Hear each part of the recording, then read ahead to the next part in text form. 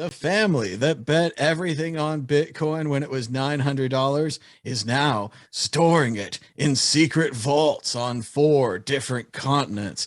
Yes, the Dutch family that sold their house and went to live in a campground when the price of Bitcoin was $900 still doesn't seem to have a house and still seems to be holding their Bitcoin.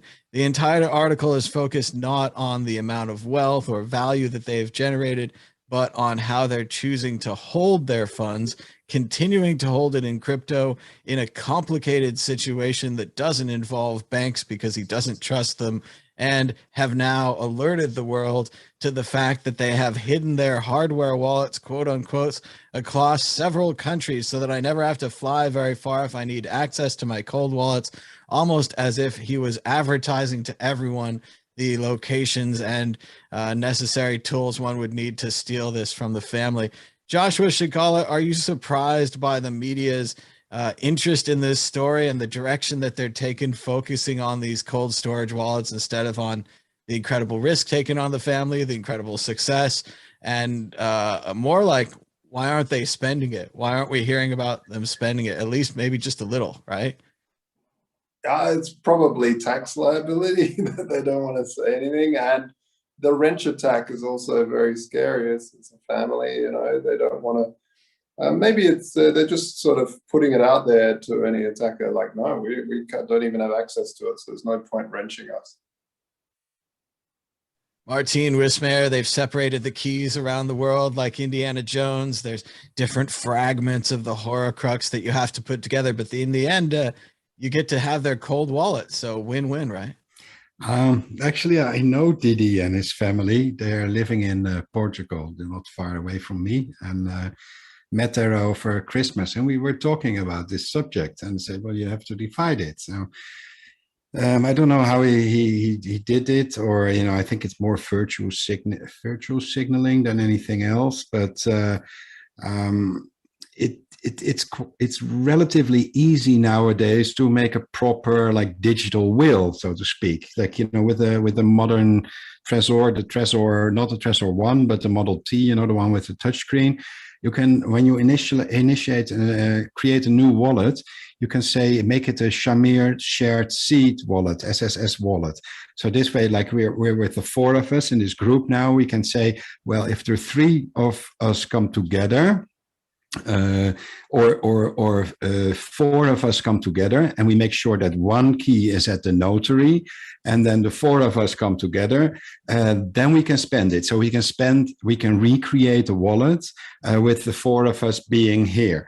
If one of us would die in a tragic plane crash or a boating accident, then using the key at the notary, we can recreate the crypto, and not just Bitcoin, but all the crypto in the wallet. So, even if you have shitcoins, it would be automatically included, even though the altcoin in question might not have any provisions or way to properly do that. So, but I think he just spoke to Casa, and somebody at Casa thought that's a good idea. I find it amazing how he manages to get coverage at CNBC, but apparently he knows reporters, so they're always willing to put a piece out. And then I see it copy pasted all over the internet. So, okay, they might be a bit odd as the Bitcoin family, but they're definitely good attention whores. They always get the attention everywhere. So, yeah, good on Didi. I know they do spend their Bitcoins. Actually, they don't have any bank accounts. They've been literally living off Bitcoin for the past years. And the way they do it, they use all these different debit cards where you can put some crypto on. And then, whenever you go to, your favorite supermarket, over here it's Pingo, which is the local Portuguese supermarket. You can just spend whatever you want in euros, and it will be deducted from your Bitcoin balance. Basically, you do an exchange at point of sale. So you might have to wait like 5 minutes, like, red candle, wait, just let the other people go first in line. And they see, green candle, now let's pay. And then, I wouldn't want to live like that because I just prefer to live from halving to halving. That way I can calculate a little bit of my finances. I know, whether I can afford new gadgets or not.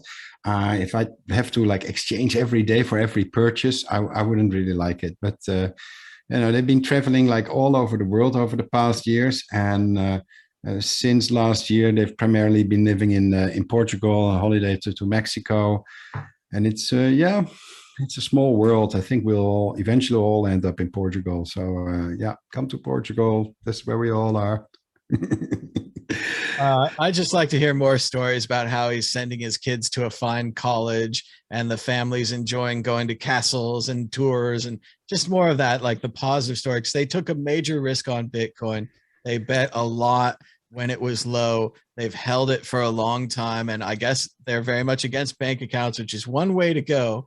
But if you have a certain amount of wealth, you could start to buy real estate. You kind of need a bank account then, that kind of thing. And I don't think it would be bad if they wanted to own something somewhere, but maybe it's a tax issue. Maybe they're in residence of some country or some other country or some reason. But if I was the article writer, that's what I'd focus on, is the incredible risk and the incredible success of this family. I wouldn't be focused on where they're saving their wealth. Nobody's like, hey, Bill Gates, do you keep your money in the closet?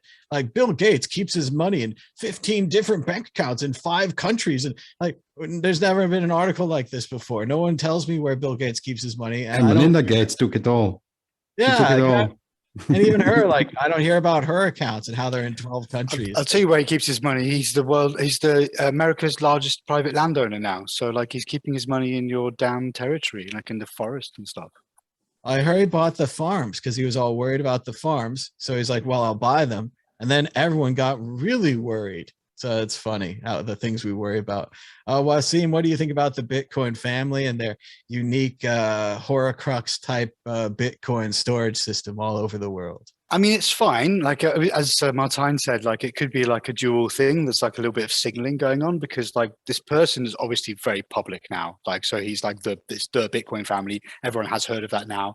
This article's in CNBC. Like normal people read this stuff now. So everyone knows his name. Everyone knows he's Dutch. Everyone knows he's blah blah blah. Bought his Bitcoin then, and now he's got it now.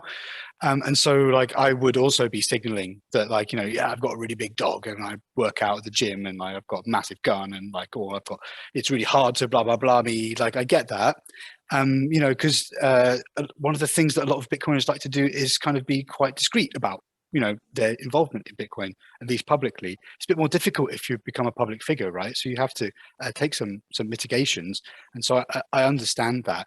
But one thing I would say about this very complicated system is that, and maybe Martijn and Joshua can speak more to this than I can, in terms of like lived reality of Bitcoiners and other users of these things. It seems to me that like these things are still quite hard to use. So you can actually like find that probably more often people lose access to their keys than actually get robbed. So if you have a very complicated system, then that's the worry you have to have. And so it's kind of like also not putting the cart before the horse. So things like SSS that Martijn was talking about, Shamir's secret sharing and keys built based on threshold crypto. You have to be careful that those things are like well engineered, and there are well engineered solutions out there. But if you try to roll your own thing and you kind of get sculpt your transactions wrong, you can also like send your money to the trash heap as well. So be careful out there. Yeah, it's this fine line between, well, it's that sort of safety, the ease of use, and the complexity of it, and it's this trilemma. it's a really tricky one. It's a really tricky one, and you're spot on. Most people lose their keys. Actually, most people lose their keys if they're given the Bitcoin as a gift, because they don't really care about it. They don't really understand. They're not like, they haven't put their own skin in the game. They've just sort of been given this wacky thing that their friend's really passionate about, and then they lose it. Like so many people I've given Bitcoin to have lost their keys. They're like, Josh, when it hits all-time high, they're like, Josh, that thing, and it's like, sorry, the help desk doesn't work. Yeah, unfortunately. But yeah, tricky. Well, I heard that Elon Musk is the CEO of Bitcoin now, so we could just direct your technical support queries to him. Well, yeah, absolutely. No, it's CEO of Doge, right? He might as well be also the CEO of like Venezuela or something, because they've got similar sort of inflation rate.